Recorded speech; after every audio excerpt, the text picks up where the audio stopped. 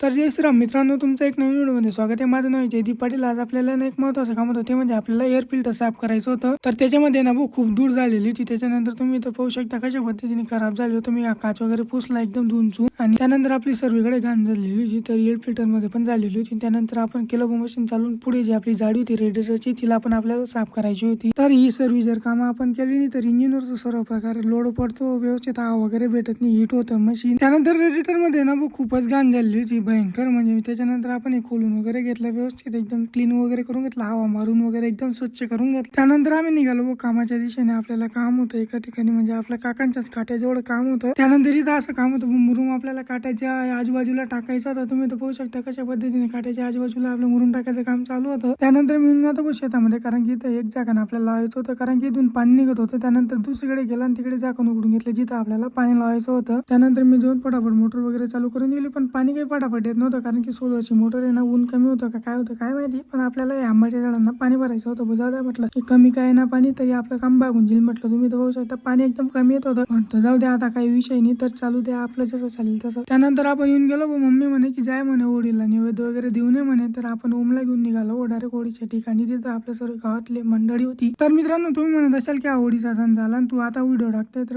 No time होऊन गेला होता आपल्याला व्हिडिओ एडिट वगैरे करायला. त्याच्यामुळे आज टाकतोय मी व्हिडिओ. तर मित्रांनो, ब्लॉग कसा वाटला तर भेटू तुम्हाला नेक्स्ट व्हिडिओ. राम राम.